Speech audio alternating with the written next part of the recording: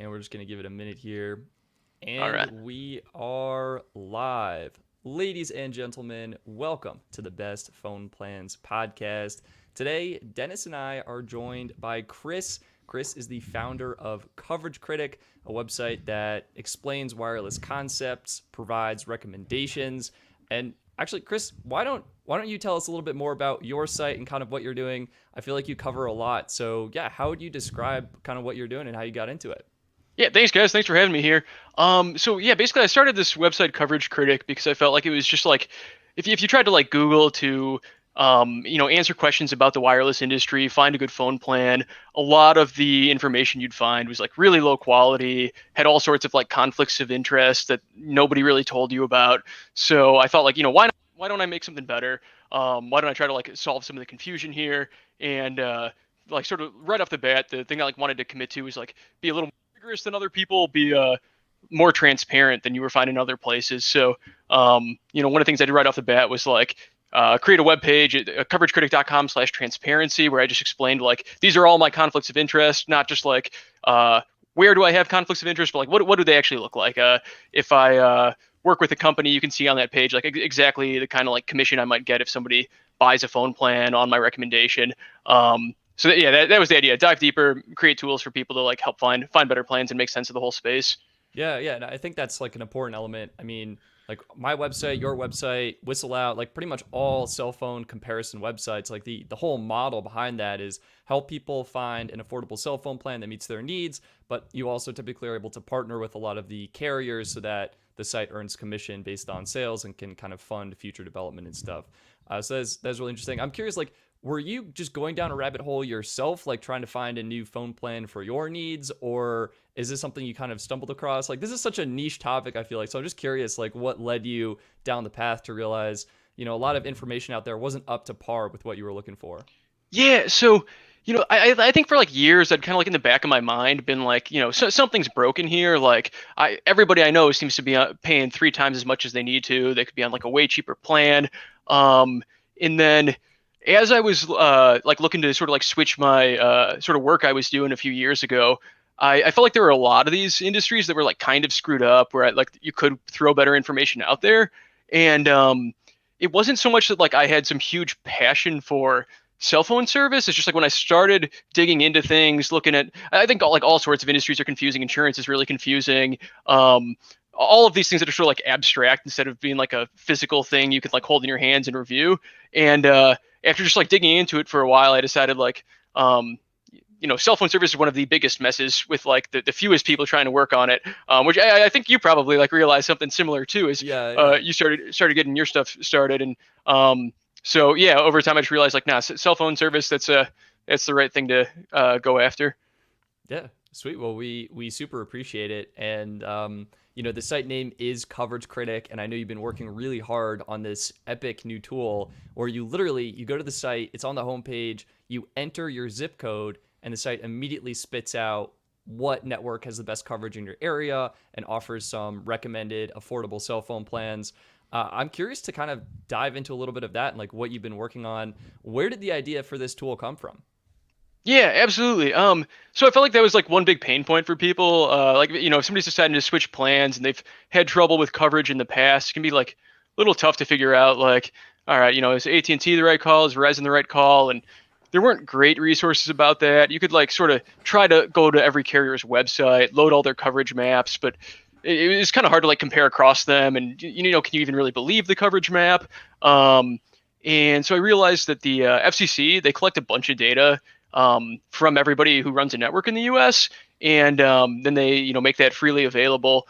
And it's the kind of thing that like a normal person couldn't make sense of. It's like, or at least not quickly anyway. It's like 10 million rows of data covering every little piece of the U.S. And I realized that you could kind of churn out something from that would spit out for every city, every zip code, some predictions about coverage. And I'm pretty happy with how the tool turned out. It's like definitely short of perfect right now, but I'm like really optimistic that it's just gonna get better and better over time. I think like the FCC is hoping to put pressure on networks to make this data better. So like each time they refresh this data, which I think they try to do like once or twice a year, each time that happens, I think I'm just going to rebuild the model. It'll get a little better, and maybe I'll be able to like pull in some data from other sources, other people who are trying to figure out how well networks perform. So you actually read my mind. I was going to ask you, like, what API were you tying into to get the data? So you're getting it directly from the FCC's data set then? Yeah, and the story is, I think the FCC wants to have this data to figure out, like, if they're gonna, subsidize cell phone like network build-outs in maybe like rural areas or underserved areas. They want to have like good data about like what's the coverage situation actually look like. And so they like also made that data just sort of available to use. And yeah, I mean that's been great that that's out there. Have you thought about working with some of like the third party? Because right now with the FCC data, if memory serves me correctly, I believe it's all self-reported by the carriers, which has made it inherently a little bit inaccurate. So have you thought about working with companies like, say, Rudimetrics or OpenSignal or third party places like that where they're getting device information from the devices that people use to help kind of tie it all together in a nice, accurate manner? Yeah, that's a great point, and you're totally right about that self-reporting issue. So I think that like there actually is some stuff in there that like as I've dived into it, like it seems like AT&T overstates its coverage substantially. And one nice thing is that I'm able to adjust for that to like some degree. But I mean, and nothing I can do is perfect. And so yeah, I mean, I love the idea of trying to incorporate more and more of these data sources over time. I mean, Root Metrics is great. OpenSignal could be really good too. I mean, they've got some great data on like speeds and performance. Where like right now, what I have is a little more limited to coverage.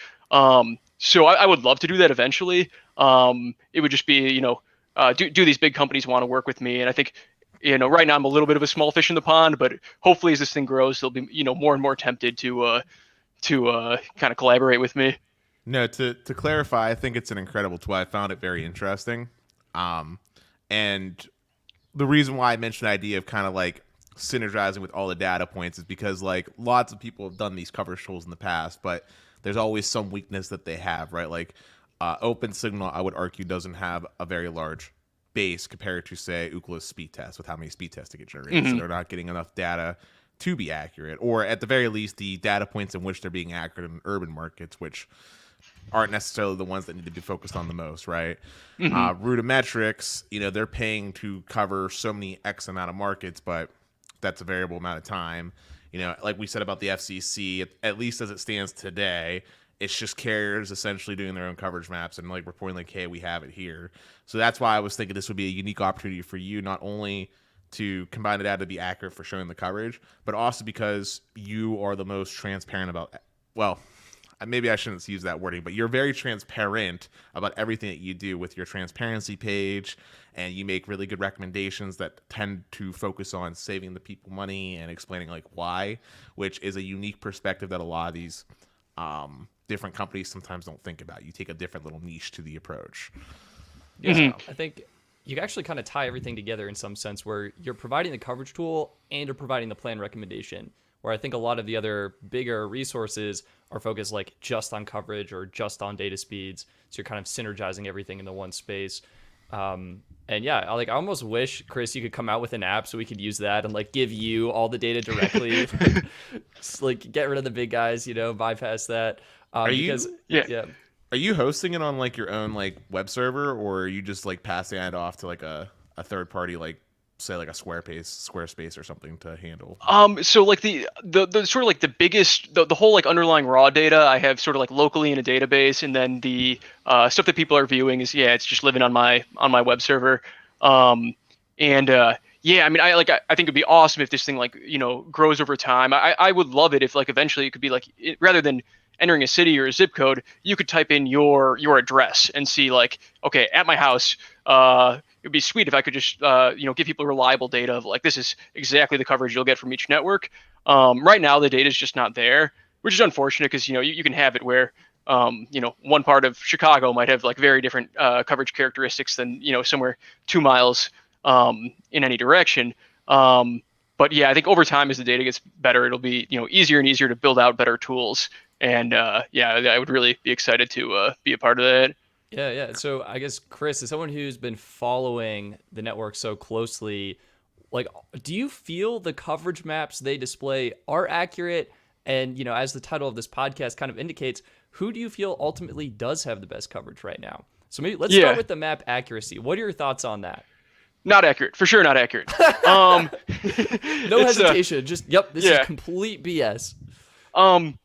Definitely they're misleading, and it's also like not even a clear-cut thing where it's not really the case that like you get coverage in a spot or you don't, but there's all sorts of shades of gray there. Like you might get a weak signal, or you might be able to get a good signal if you're outside in that spot, but much weaker one if you're inside. And I think on all of the carrier coverage maps, the networks are always giving themselves the benefit of the doubt. They're always overestimating their own coverage, and I think some of them have tried to like sort of start doing a little bit of like differentiation, like maybe on T-Mobile's where they have stronger signal, you have a darker color of pink, where they have coverage. But I mean, to their credit, it's not just them being misleading, but it's actually like kind of hard to figure out coverage. It's hard to model it, and how good coverage is on a clear day versus a rainy day could be like pretty different.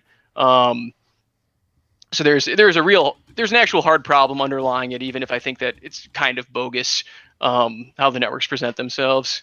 Yeah. I mean, I wish I know there's so much data. Like I'm running so many speed tests in the Ookla speed test app, and I know like so many people watching this stream right now or listening later, they're super into running speed tests, and I wish there was a way we could just like aggregate this in a cohesive manner. Like right now it seems like, all right, Ookla's got their data, like their pool of data, and, you're using what the FCC publicly has. I'm sure OpenSignal is using their own data that they get from their app, and like I just wish there was a way to really aggregate it and build it into one cohesive model that would really benefit everyone and and provide the best information. Do you think the coverage isn't accurate? Maybe the third-party networks are providing better coverage, but who would you say actually does have the best network right now? Oh, I think to give like a simple single answer, Verizon is clear winner for sure. And then of course, like the real answer, if you want to like get nuanced about it, is it depends. It depends on the person. Market specifically, let's focus on your market specifically where you're at.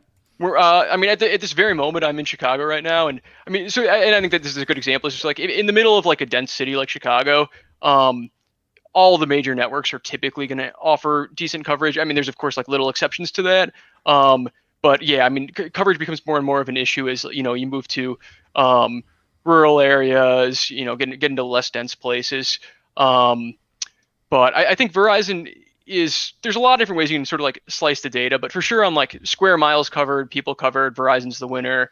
And then if you want to like look at speeds, it's a little more complicated a story. But one of the big things I try to advocate is like, it's not important that you have really high max speeds. It's even average speeds are kind of overrated. What you really don't want is having like super low speeds. What are those speed thresholds to you? Yeah, like what's average to you? So I think that like for most things people do on their phones, if you're getting more than 10 megabits per second, you're going to be able to do everything you want, unless you have some really unusual use case or you're downloading a giant file for 1 second. Most of the time, 10 megabits per second, you're going to be fine. Even at 3, like you might not even notice. I mean, it depends what you're doing. There's definitely use cases where like that's a problem, but and especially like, streaming high def video for sure that starts to be an issue. But I think people don't realize that like a lot of where they really have a pain point where they notice like this web page is taking forever to load. That's when they're going below 3. The problem isn't that they had 20 megabits per second when they could have been on a 5G connection that was 10 times faster. That's not even a thing that like matters in everyday life most of the time. And of course, things get totally different if instead of using a phone, you're trying to like connect your laptop or, something else to the network. Sure. Yeah. I mean, that sounds really reasonable. For Verizon, for their network, are you giving that award to their LTE network? Are you taking into consideration their 5G network? What are your thoughts on that? Yeah, I like to like throw them all together. Okay. And right now 5G, it's overrated and it'll become more and more important over time. But I think it's a bit silly. Like T-Mobile right now is running these huge ad campaigns of like, look, we have the best 5G network, most miles covered. These 3 people gave us, the gold star for biggest 5G network. And at some level they're right, but they're just hiding that they have the worst LTE network. And that's a actually very fair point. Yeah. Yeah. And that's, still more important for most people. Most people don't have 5G phones yet. So yeah, it's all a little bit silly at how this stuff gets marketed. So we actually had a super chat that I want to bring up from Austin. He asked, have you seen any upgrades in your area, whether that be speed increases or coverage? So I'm just looking at that green toboggan question and now getting curious. I'm ignoring that part because I'm not. I'm thinking he refers to the green beanie I was wearing in a couple episodes, I believe, but I'm Actually, not. no, Chris. We want to know where your green toboggan is. Sorry, I didn't tell you about that before the show. Yeah. So in my area, yeah. So for sure with the rollouts of 5G, there's been like some definitely noticeable stuff recently where like 5G. So I live in Boulder, Colorado, and like recently I've seen 5G rolling in there. Actually, like where I'm at the moment in Chicago, actually just down the street, there's a millimeter wave 5G. Oh, no way! Yeah, there's a small cell like right near here, and so that's all new and it's kind of fun, and especially like working in this industry, it's great. At the end of the day, like I'm not sure these are really bringing like huge improvements to everyday users of the network. Yeah, Man, I think you it's need to get the well. I think it's very specific. Like if for some reason you're maybe like our friend Sneed and you're getting the Verizon like fixed wireless internet, I think that's a use case where it's game changing. But I think for, as you mentioned, like for most people, yeah, this isn't really doing anything for them. It's just those niche use cases where it really does make a difference. And I was just going to bring that up, Stetson. I was going to say, if you live right next to that millimeter wave, so you should be getting Verizon's home internet. Get 3 gigabit per second down and probably like 100 up. like, Yeah. All right, Dennis. Any improvements in your market? You're about to move home, so maybe I don't know if you'll be in a different area there and get different I'm moving speeds. a whole whopping like quarter of a mile. Not a quarter mile, like half a mile. like, I'm not moving that far from my apartment complex, but no. I mean, actually, believe it or not, the little bit of distance I am moving makes a substantial difference in coverage. As far as upgrades are concerned, I mean, I saw N70, or I almost said N71, N41 being deployed in sites that had N41 being upgraded. So I've been seeing like 80 by 80 and 60 by 60 from Sweet. T-Mobile, and then AT&T had the Band 25 deployments. And I don't know what's going on with Verizon because outside of my U.S. mobile line that I was testing, I didn't really have that much to play with. So no, I definitely feel that, and I would say like with the rollout of 5G, and I'm in Longmont, so I feel like in Longmont there's been two sides to this story. There's been an improvement for T-Mobile customers, but I think on Verizon, people who got 5G actually got a decrease in speeds because when I've been testing them, the ping time is better, but the overall speeds are slower on 5G. Oh, that's a bummer. Yeah. And then the big one for me, which I don't know, I think I tweeted out, but I may not have. I actually just got N41 in my apartment. T-Mobile upgraded a cell site like right down the street from me. It hits my apartment. I'm pulling in like easy over 200, sometimes 300 megabits per second over the cell site. do a speed test. Which is nuts. Let me see. I think I have to actually, yep, this one's got it. We'll do a speed test here live for you on the show for anyone who's watching, and we'll read out. So wait, this is a previous one. Over 500 down. Yeah, I literally All just right. like, walked outside to test that, and I'll adjust the brightness here. Do you so have can this see problem, it. Austin? Look at that. That is nuts. So anyway, All right. T-Mobile in Longmont has been doing a tremendous job, I feel like, improving the signal strength, the coverage, and the network capacity with band N41. And I think this makes T-Mobile home internet much more of a viable option for me personally. And Yeah, that's great. Yeah, that's really exciting to see. And Austin, I was just making a joke. Do you have that problem? I don't know if you saw. I had like 3 phones that showed up, and I know Stetson's got like 4 on his desk. Do you have that issue? Oh yeah, I gotcha. Yeah. Oh, I've even got the Palm Mini here. Showing that very badly, but that's a fun one. Yeah, definitely got a big collection that I've accumulated over the last couple of years. That is definitely a throwback. On a quick side note, before we move on in topics, there was something I wanted to bring up real fast, Stetson, to Chris. When you were collecting your data for your website, it had me think about something from my college days, and I thought this would be kind of fun that you could probably do easily.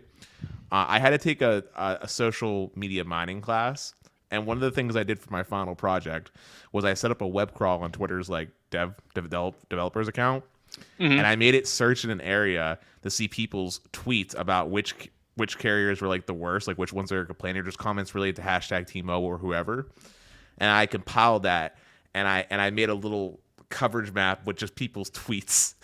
That's awesome. I love that. That's so cool, Dennis. It made me think of that project when we were talking about his coverage thing. But if you wanted to have like a unique, funny spin on it, that would be a pretty easy way to collect some data, because people comment all the time on Twitter. Yeah. Like that is amazing. I had to narrow it down just to like State College, because I remember I was using like a really crappy 4-core like i7 4790K to do the crawl at the time.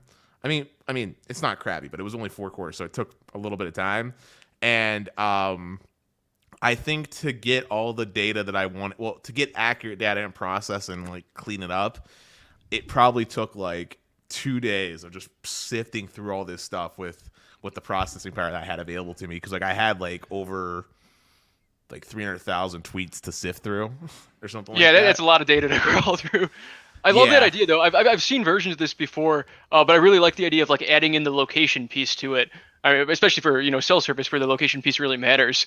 Yeah, that would be fun. I think there would be a lot of angry comments. You actually probably only get angry comments. Yeah, I don't think anybody's like, Verizon, great service in Longmont. Like, I love you. Yeah, but that could be part of the funny part, right? It's really you have to do inverse ranking. It's like whoever is complained about the least is actually probably okay. Yeah, I think that must be it. Yeah, silence is a really good signal in that situation. Sweet. All right, so Austin, thank you for the super chat talking about network upgrades and coverage. To close that out, I ended up getting 305 megabits per second down and 14.7 up on N41. So I'm excited about that. All right, and I think we talked a lot about coverage. Chris, another one of your, I feel like one of your biggest contributions, or at least one of my favorite contributions, has been your network priority and QCI value page, where you kind of outline, what it means to have network priority, to be prioritized, to be deprioritized, and what these QCI values are. How did you get into this? How did you first learn about QCI values? Like, I didn't even know this existed until I saw your website. Yeah, so I think this probably is like one of the more useful things I've done with CoverageCritic, where when I started out, it seemed like there was this idea out there that some phone plans are prioritized over others. The basic idea there is like if a network is congested, rather than treating every user of the network as equal, some people will get like higher data speeds than others, and maybe like a more premium plan will be higher priority than a budget-friendly plan. And I was just amazed when I got into this that everybody seemed to have contradictory ideas. There were people who seemed like they were in the industry, or even people that I knew worked for a carrier, saying things that were just like totally mutually incompatible. And so I felt like, okay, I need to sort through this. Like there has to be some answer here. I have no idea why everybody seems so confused about it. So I started just like, whenever people seemed to kind of know what they were talking about on, say, like Reddit or some other environment, I kind of try to like dig in a little bit, ask them why they thought what they thought, and see how much sense they were making. And then at the same time, I started reading into there's certain like legal disclosures that a lot of carriers and networks publish. So I just started like combing through that and trying to make sense of like, okay, if I take the legal disclosure at face value, what does that mean about priority? And then I started reading there's a company that like has this sort of like central specification for how LTE networks should work.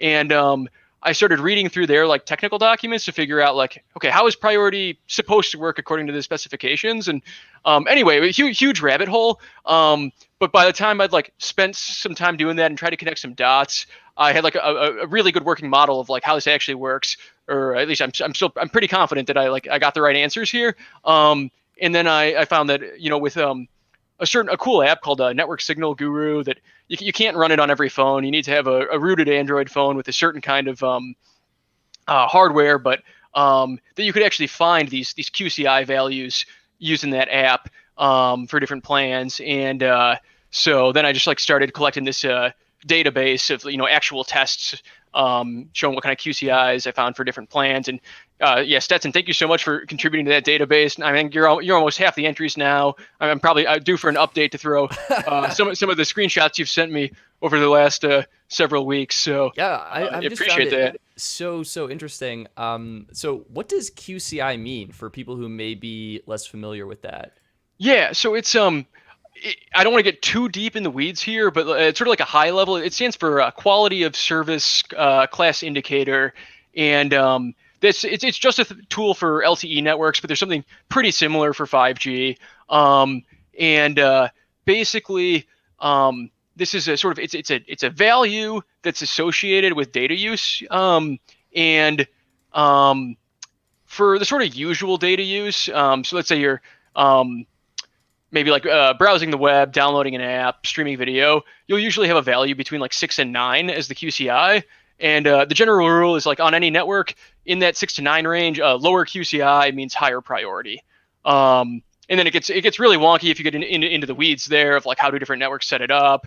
Certain things aren't under that. So like a voice call is automatically higher priority data than any kind of regular phone data you'd use in other ways. That's sort of the basic story without going too deep. Yeah, I mean, let me ask this: do you think it even matters QCI value for you, Chris?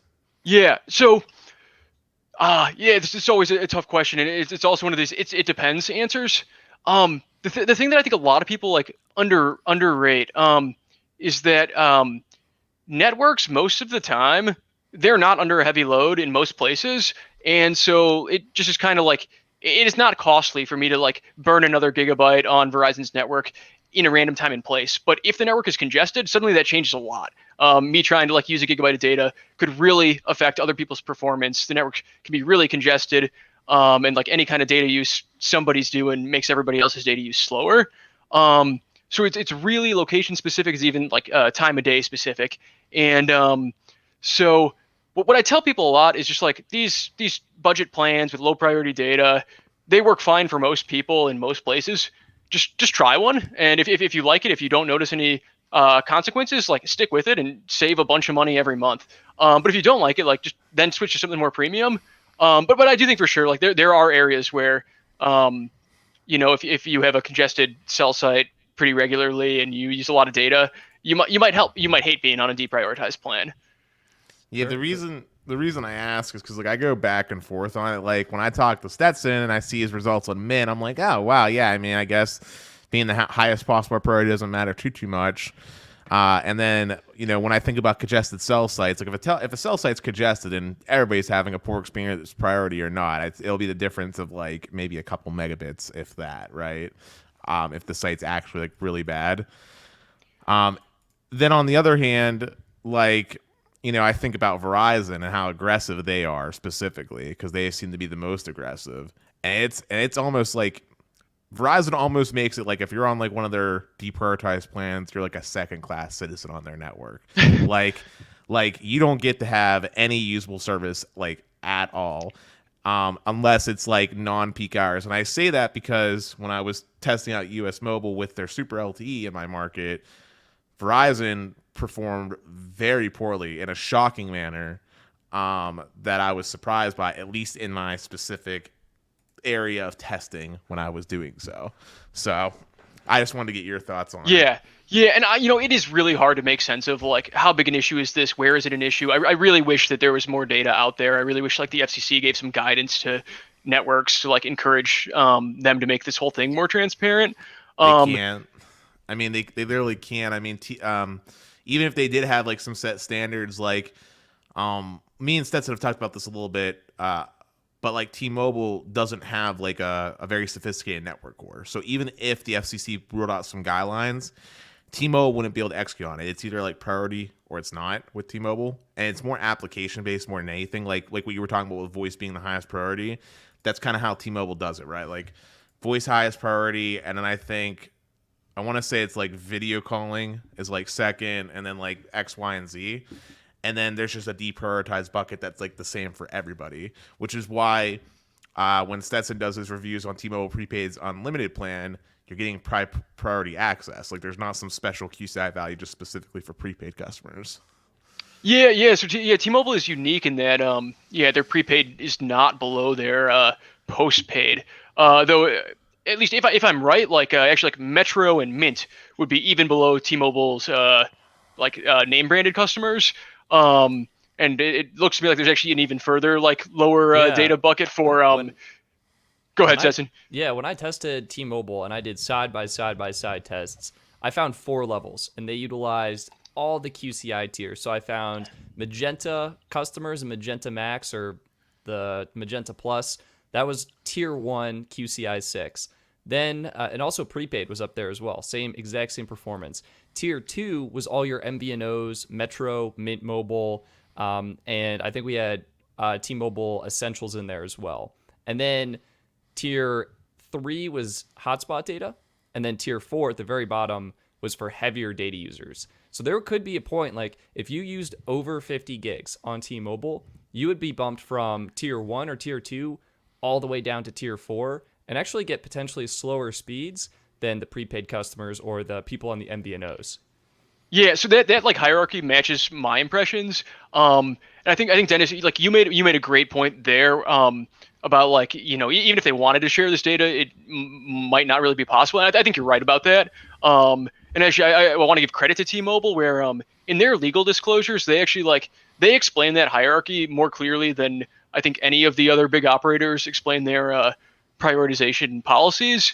So yeah, I think you're right actually that it would be not even possible to like share that data. But if even there's just like guidance to like write a transparent document that a normal person can read that just explains things, I think like could be helpful. Or there's even like other angles that could go at this. So like root metrics, they if they wanted to, they could collect data on like both high priority and low priority plans for each network.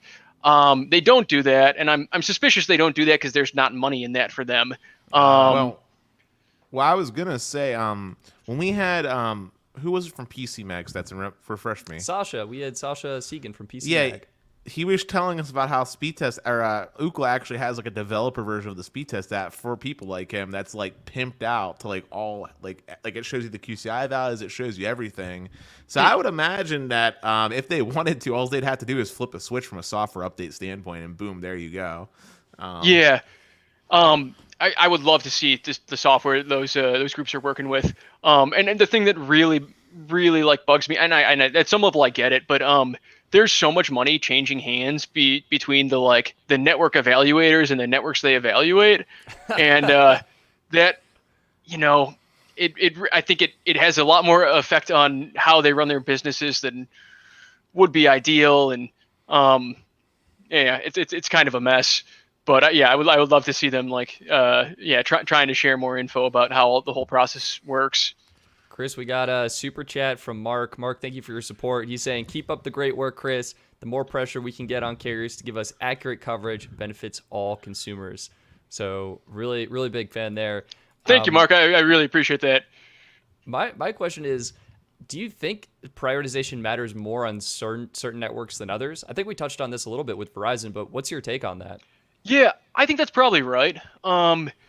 Then I think the sort of like in like the Reddit community for this stuff, I think that the general opinion is that Verizon is particularly bad. AT&T often actually they've got a kind of mixed thing but it seems like they have less trouble with low priority than Verizon, and so yeah, that's for sure a thing. It's hard to there's no hard data on this. Yeah. I think my own impression matches what seems to be like most people's impression. But it's a little hard to say. The Verizon, it makes sense that the Verizon would have the biggest issue here. They have more demand on the network in most places, 100%, yeah, because they've got more lines. They're clearly more spectrum constrained than any of the other operators. So if they have the biggest congestion issues, that makes sense to me. So I think it's probably right that they deprioritize harder. And T-Mobile's in a pretty great spectrum position. So even though I don't think they do great on nationwide coverage, they might be doing a lot better on how congested they are in big cities.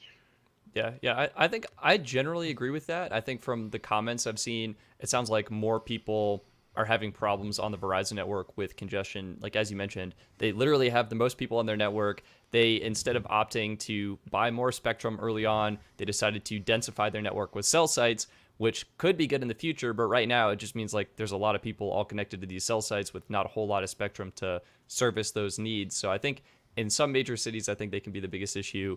AT&T in their investor day presentation mentioned that I think they're only operating at like 70% capacity, so I think they're probably fine.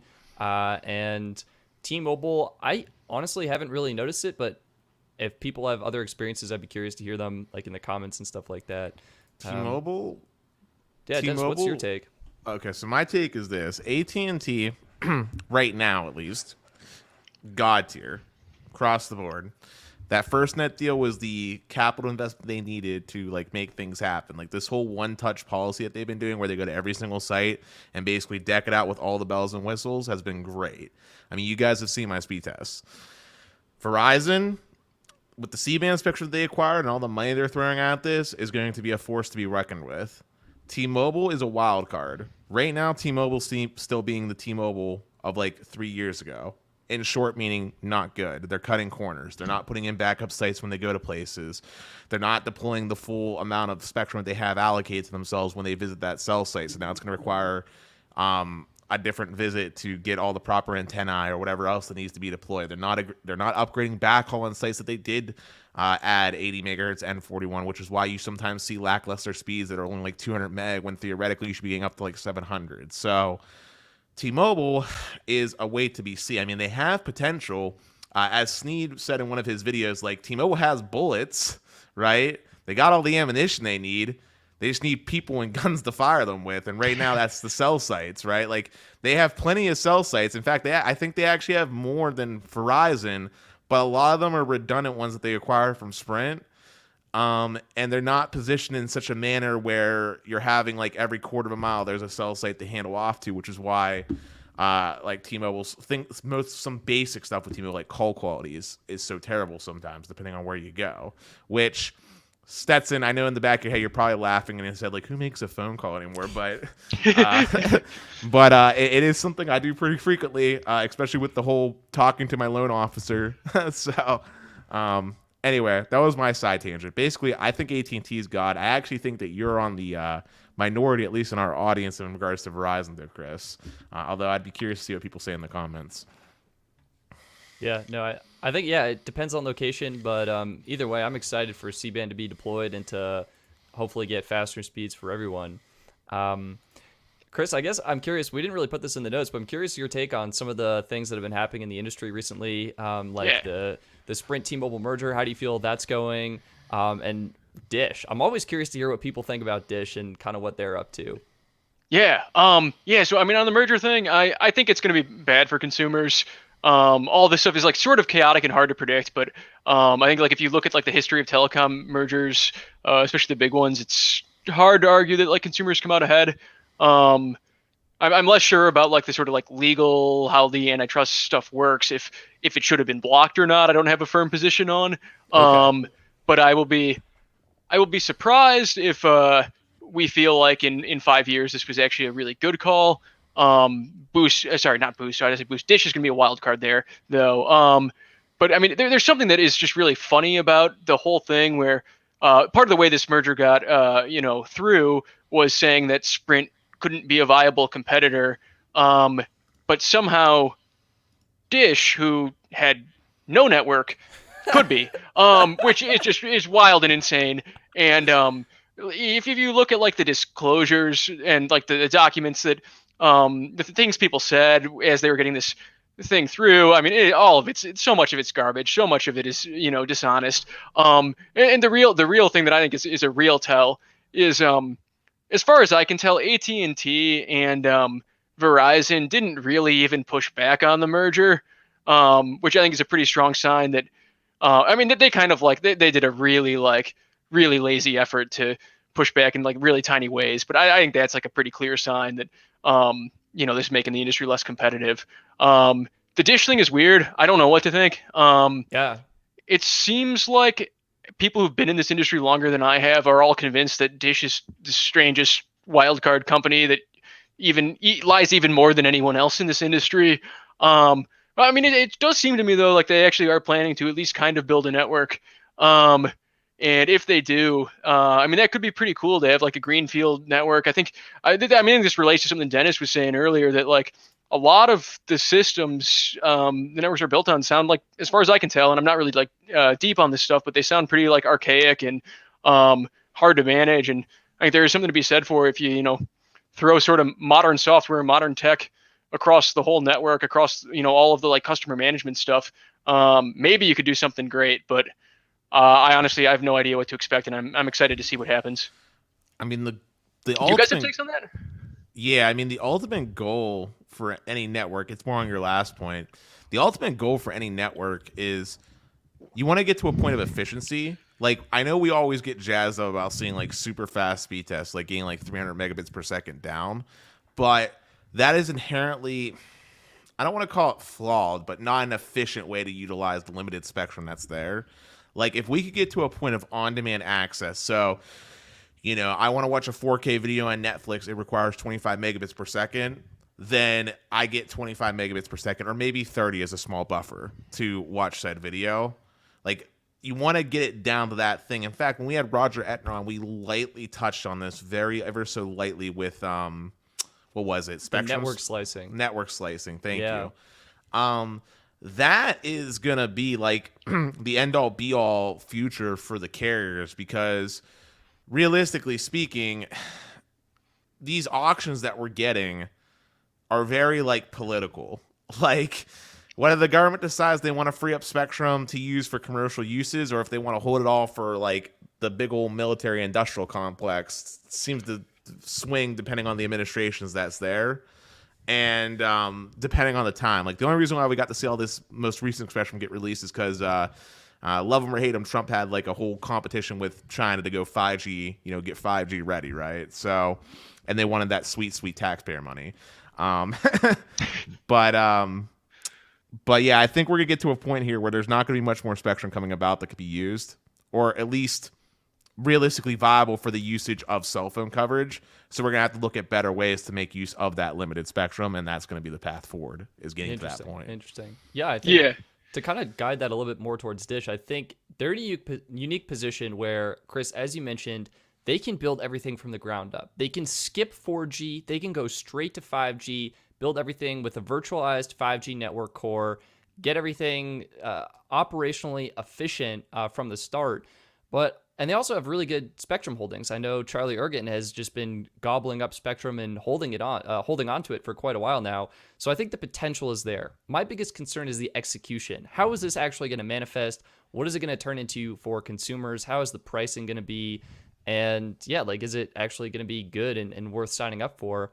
I'm optimistic on Dish because they acquired Ting, and I know Ting is known for good customer service. So I think Dish could pull the customer service tools that I think were built in-house by Ting to kind of service their customers. And I'm optimistic about their spectrum holdings, but just Dish as a company, you don't really associate them as having positive customer service. So I don't know. And I'm concerned their CapEx spend is pretty low. I think, Dennis, what did they say? Like $10 billion in the next 3 years for everything. And that's what Verizon's spending just on C-band deployment. Yeah. So I'm just concerned they're not putting enough into this to really make it the fourth biggest wireless carrier. It sounds more like a localized network or something like that. I mean, if they can get like Amazon, so to speak, behind them with their sweet, money bags and all that behind the scenes infrastructure with like AWS and stuff like that, then Dish could be real scary and possible. But as it stands right now, they're not a threat at all. In fact, I see them looking at like a buyout option here, like the next 4 years. They don't really start getting it in the gear. As far as their spectrum, it's not actually that good in my opinion. A lot of it's not contingent. A lot of it's all over the place, and it's going to be hard to utilize. And remember, Stetson, because they're so new to the game, they're going to basically be needing people to have new devices. Like, they're not going to just be able to be like, bring over your old iPhone 6 to me, right? They're going to need like I guess that's true. Like, they would have to build a 4G network in order to get 4G customers on board. Yeah, which would be stupid to do, right? You want to just go right into 5G, right? So yeah, I can definitely. Yeah, and they do have I think they've got, what is it, like 7 years from the time of the merger that they have like a good rates on their sort of like MVNO contract to run over the new T-Mobile network. So they might find a way to have that like carry them over until they can have pretty much everybody on a 5G device anyway. But yeah, I mean, there's so much up in the air. I'm also, I mean, network build out's way out of my wheelhouse. Hard to tell what even to think about that. Chris, another thing you do with your site is you kind of recommend phone plans. I'm kind of curious, like, what phone plans do you think are some of the best right now, and maybe what phone plans do you think could be way better? Yeah. So I'm a big fan of Mint. If T-Mobile's network is a good fit for where you are, I mean, Mint just is amazing on pricing, and I think they do, given how low their price is, a decent job on the sort of customer support, customer experience stuff. I on the sort of like more I mean, if we want to go really negative, I'm like I am really not a fan of Red Pocket. I think that they come up a lot in some of the communities you and I are part of, Stetson, and I am just amazed that the customer support is as bad as it is, and as best as I can tell is I haven't just got unlucky, but that like lots of people have had horrible experiences with them. So I think like they if they could work on that one, they're doing well on the pricing front. If they could pull off sort of a better customer experience, that would be cool. And I love the idea of how many different plans they have, how many different networks they have. Yeah, it's almost, I'm torn between like, is that good or is it confusing? Because then all of a sudden, like, you're going to sign up for a plan, you need to figure out like, all right, what does GSMT mean? Like, they're not really allowed to say it's the T-Mobile network, but they kind of made it pink or magenta, so you would kind of get this idea. That is a mess and definitely confusing for people. But the flexibility is great for sure. And I know you had mentioned backstage you kind of had a hot take on US Mobile. What has been your experience with that? Yeah, so I want to love US Mobile. I really want to like them. I think there's a lot that's like really impressive about them. I mean, they're killing it on prices. They were doing fine on prices, and then they like slashed them, and then they like 2 months later slashed them again. Like I couldn't believe how quickly they made that happen. And I haven't like dived as deep into their customer support quality as I'd like, but after talking to somebody there, I'm mostly convinced that they actually like have a pretty good thing set up where they found a way to have like really good support agents without like massively increasing their costs. So I think that's like really exciting, but their marketing really bugs me. What bothers you about it? Yeah. Like, so what about it? I think that like, you always expect the marketing to, cast the brand in a good light, but I think US Mobile's has been like pretty customer unfriendly, and some of it has bordered on just like outright deceptive. So one of the really silly, so and they've also switched up their plans. So I'm forgetting how much of this is like still relevant, but they used to one of the ways they had lower prices was a lot of their plans were throttled. And I think they like had speed tiers, and I might be getting the details wrong here, so like to let me know if you've got them right. But I think it was standard, fast, and ludicrous. Yep. And actually, in my mind, ludicrous was standard deprioritized speeds with no throttle. So already ludicrous was kind of slow, I guess you could call it. Yeah. Fast was like throttled to, was it 5 megabits? Yeah, it was 5 megabits per second. Was there a standard, or did it just start at fast? There was a standard that was 1 megabit per second. Yeah, like it seems pretty silly to me. They also like they had really high taxes and fees. And I think they've got a little more transparent about this, and I like really appreciate that move. But their order process was also kind of funny, where like if a company had high taxes and fees, and then like as soon as you click add to cart and start the buying process, if it showed you like, okay, now you get the $5 this fee and the $6 that fee, and it's like annoying, but it's okay. But US Mobile's kind of had this model of like, and maybe they also might have changed this, or there might be ways around it, but they have you like order a SIM card, which is kind of like a soft commit, and then you pay for your plan. And I feel like there's something annoying, like after you've kind of like made this decision to get the plan and started the ball rolling, then it's midway through the process that they say, by the way, you're going to pay, 25% more than you thought. I can definitely see how that would sting a little bit. Like you all right, sweet, $15 for 5 gigs. Let's get the SIM card over here. You spend, I don't know, sometimes you can get it for free, but usually it's like $4. It shows up, you go through the process, and all of a sudden you're activating, and the $15 plan turns into almost a $20 plan. Yeah. And they've made some good moves away, like from where they were a year ago. They're getting more transparent, but it's a funny thing where it's like, I love the pricing, even after the tax and fees, like good pricing. Yeah, it's so good, yeah. And it's just a funny thing for me though, where like I work with a friend of mine who like he runs a personal finance site, MrMoneyMustache.com. It's awesome. Everybody listening should check it out. But the ethos of that site is like be frugal, avoid stupid expenditures. And I felt like even after tax and fees, this is a good carrier. I felt like almost like can I even recommend it to this audience, because there's this just like completely like unforeseen giant fee that I know is going to annoy that audience so much. So I want to love them. I think they're moving in the right direction. I think I will end up loving them as a carrier. Well, I got good news for you. Yeah. At least on their unlimited plans, tax and fees are included now. Ahmed took like our advice, so like that's pro bueno.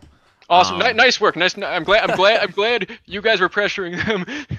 Yeah, I mean, that was probably the number one complaint I think I saw on Reddit, and the number one piece of feedback they got. And I can understand as a telecom carrier, it can be challenging to map that out. I mean, it varies from state to state. The regulatory charges are completely different. And I mean, if you sign up, I just signed up for AT&T, and there's this like garbage, just like administrative fee that they throw on there. That like, what does that mean? Is that just AT&T getting more money? Like, it didn't seem like it was going towards any government fund or whatever.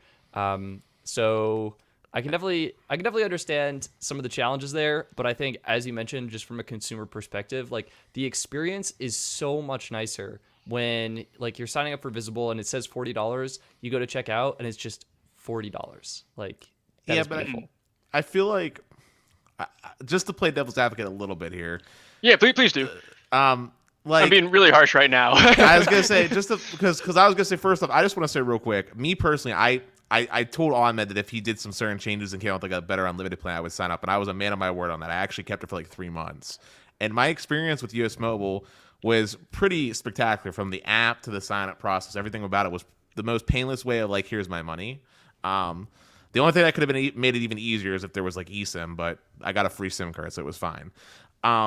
As far as the fees and taxes are concerned, I agree. I love tax and fees included. I like that T-Mobile has been doing that forever. It was one of the reasons I actually went on the old OnePlus plan back in the day, because with tax and fees included, it was significantly cheaper than the old Simple Choice plan that I had. And I like that consistency of knowing what my bill is going to be. But there's only a few options out there that have tax and fees. Like my Comcast internet bill has taxes and fees. My parents' Armstrong bill has taxes and fees. Like, taxes and fees are everywhere. Like, till death do we, like, who was it that said it?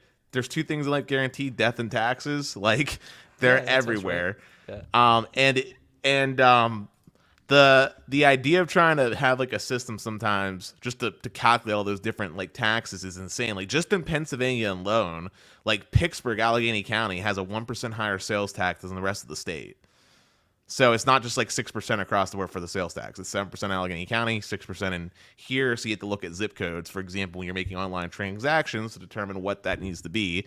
And then there's different little other things that come into play with like now recovery fees and all kinds of other stuff. And that's just Pennsylvania.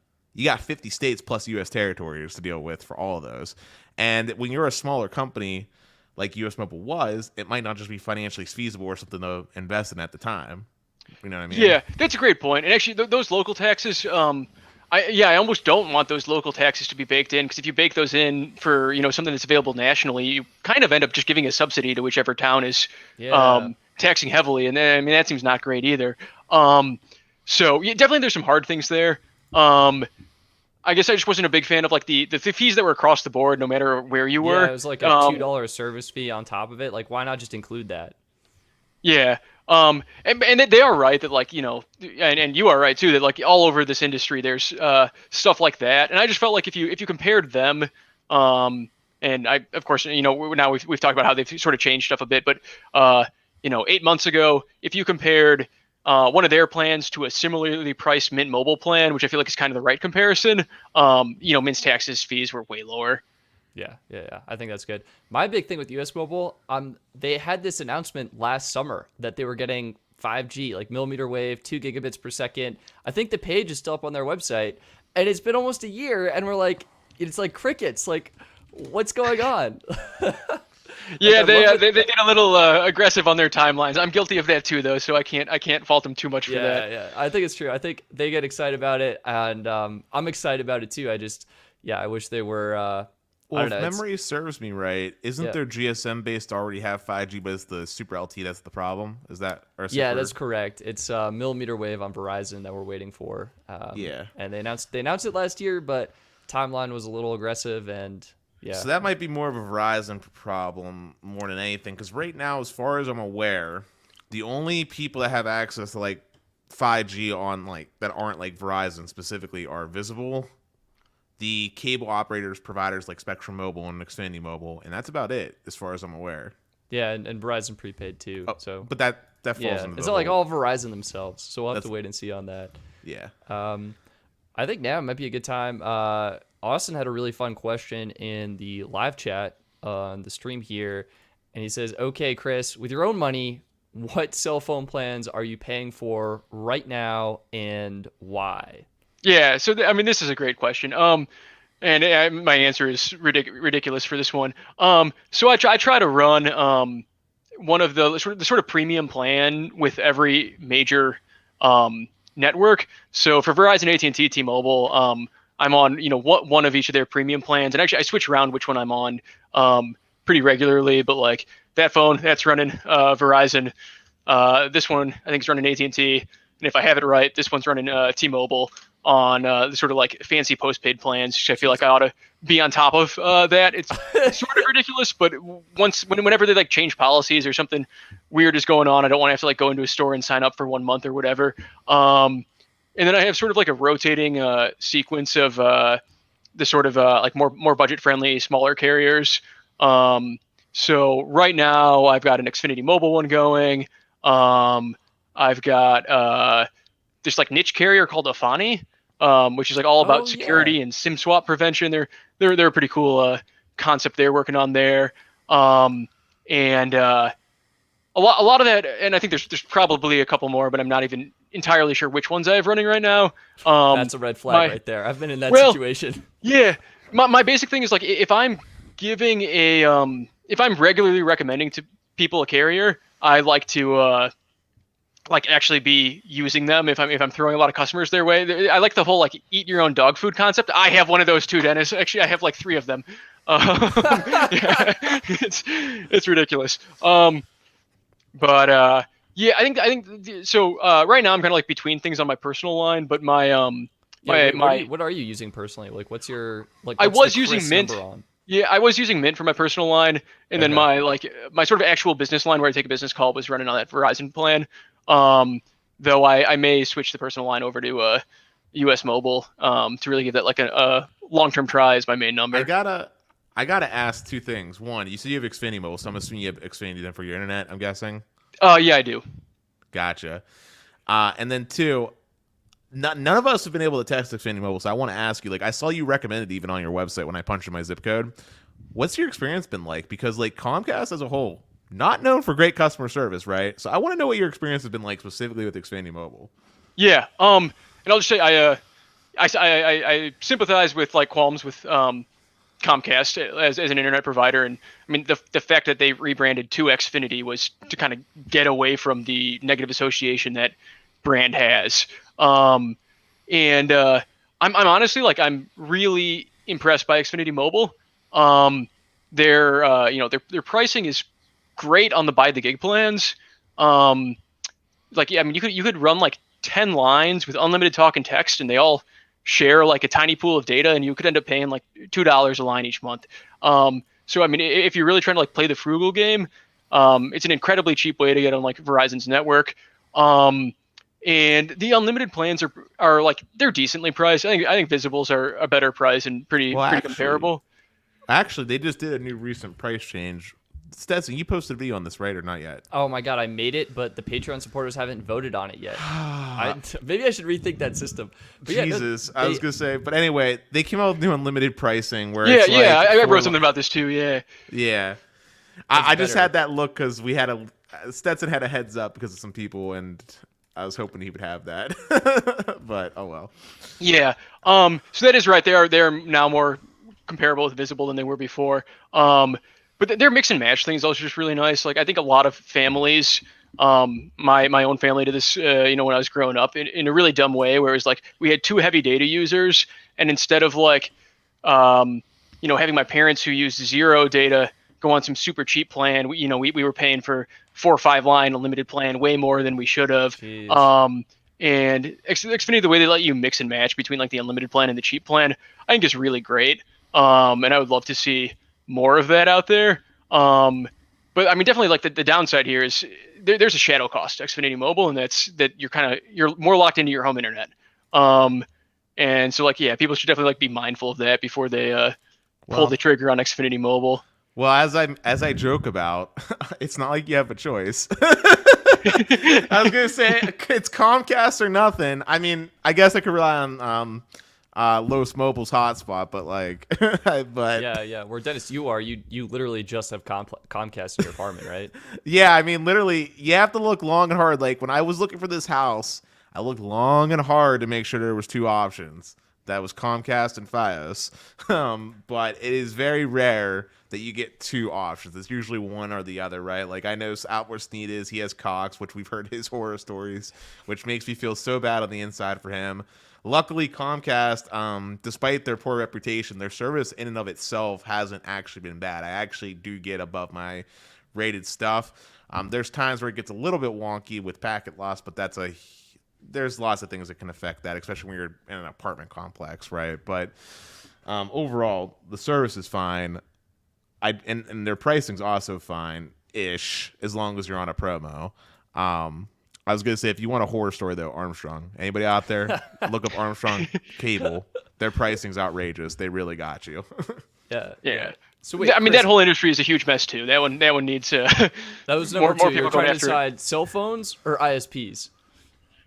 Yeah, sorry, say that one more time. You were trying to decide between comparing cell phone plans or ISPs. Oh internet yeah, plans. and I even like started trying to like write some stuff about ISPs. Decided not to when I was getting CoverageCritic started, and now I'm sort of like dipping my toes in it again. Yeah, you got Starlink, sweet. we saw, right?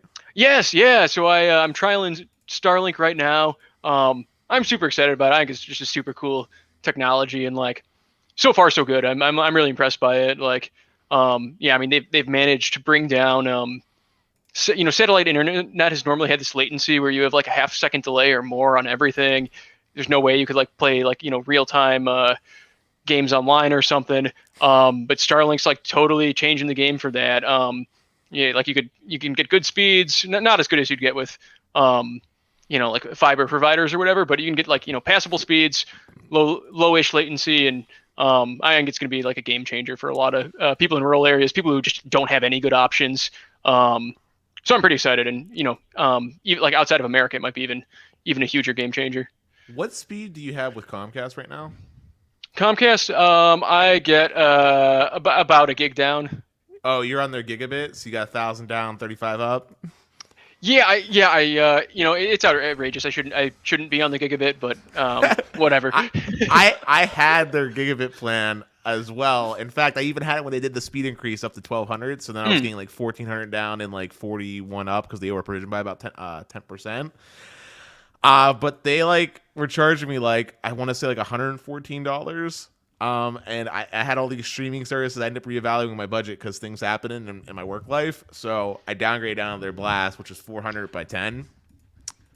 I'm gonna say best decision I made because I'm only paying like $60. I mean, there's very few use cases where the 400 versus the 1,000 matters. The upload Chris, is what matters. Earlier in the episode, Right. Chris, like you don't need more than like 10 megabits per second to do anything on your phone. So I mean, this was not my decision. So I as we were deciding this with my roommate, I was like. I was totally in like the frugal CoverageCritic mode, saying these are our options. We definitely don't want the fanciest one. There's like no value to that. And my roommate's like, no, let's get the fastest one. And I'm like, are you sure? And he's like, yeah. So I'm like, okay, why not?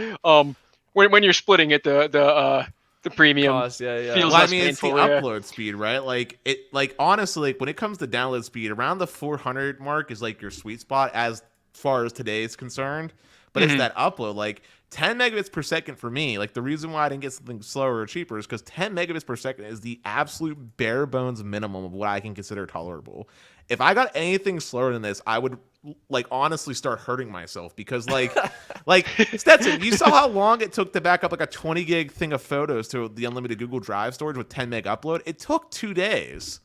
Like it was so slow. And then like doing stuff like this with the webcam, man, like I think 8 megabits per second is what you need for like 1080p, right? Yeah, I think we're like almost maxing you out right now.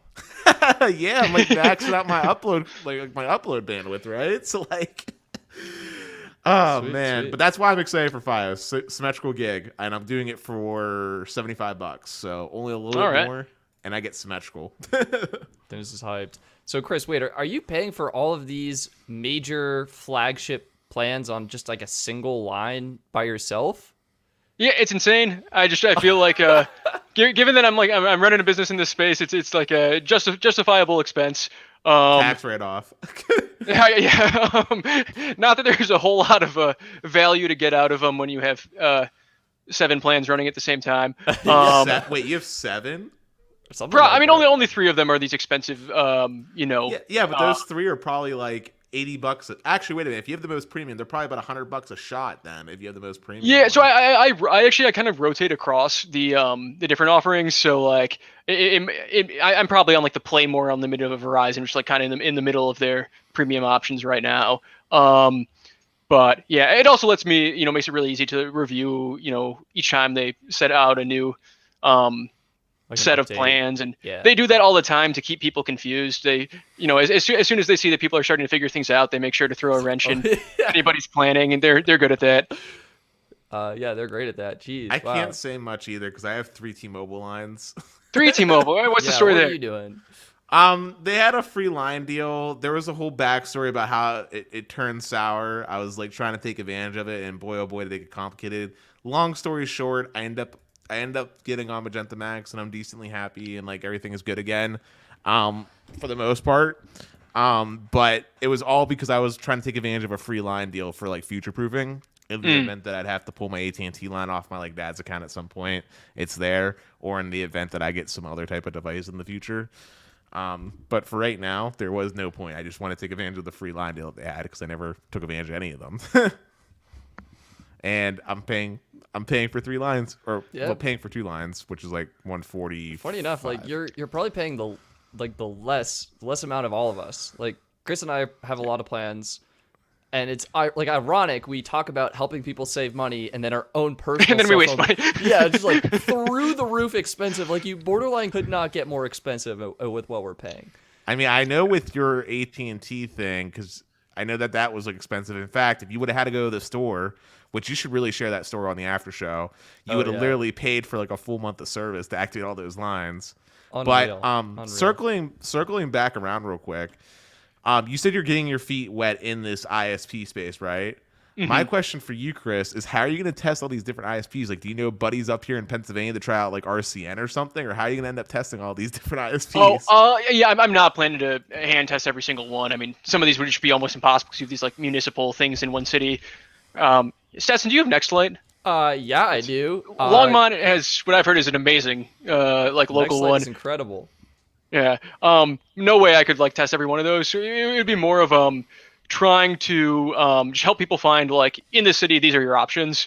Give them a full list, and then for like the really big players, if I thought that one of the nationwide or nationwide-ish ISPs was like being deceptive or having really like anti-customer policies, then I might like write an article talking about it. But I don't think I'd try to go as in depth. Every single one of them. Yeah. I mean, it's like I'm not even sure I'm going to try to break into that industry. I probably am biting off more than I can chew with just the cell phone stuff. But I'm seeing if the little internet pages get any kind of traction. Well, I mean, I said every single one of them because you said anti-competitive policies. Like yes. Yes, so every single ISP. Yeah. I think that's about right.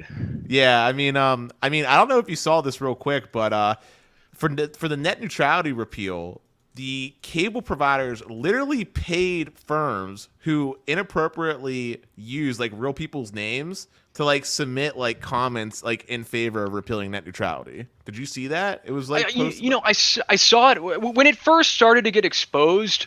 I saw something about it, and then I like saw a headline more recently of like, yeah, this definitely happened or something. It sounds awful. I haven't like dug into it deep enough to like have a real opinion about it, but I mean it sounds ridiculous. Does it sound like the carriers fraud. knew what they were doing? Or sorry, not carriers, the ISPs, or did they like hire another agency and then the agency did some crazy thing? I mean, they hired out different companies to do it for their behalf and stuff. But the point being, it's legitimate fraud.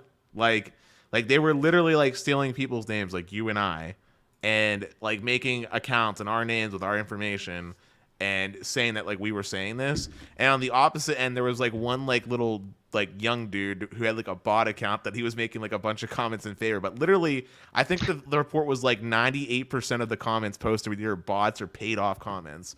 Like only like 2% were legit comments. That's insane. And if they knew this was going on, or like they failed to do due diligence they should have, I hope the FCC or whatever body is in charge comes down real hard on them. Yeah. Well, maybe that will happen now that we don't have Ajit Pai in place. Yeah. We'll have to wait and see. Well, we've been going for over an hour now, so Chris, I want to thank you for taking your time and chatting with us. Everyone who's watching or listening, you can find Chris at CoverageCritic.com. I'll paste the link in the chat and the show notes so you can check it out. And you can actually go to the site, literally enter your zip code, and see what Chris has compiled from the FCC data to see what network probably has the best coverage in your area. And Chris, anything else you want to share? Anything you're working on, or I don't know, anything you want to leave the audience with? Just thank you all for watching. It's been a lot of fun, and yeah, thank you Stetson and Dennis for hosting. This has been great. Sweet. Yeah, well, thank you guys so much for listening. We really appreciate it. Stay tuned for the after show if you're interested in that. And that's going to be it for this episode. Thank you, and have a great day. Peace. Bye, everybody.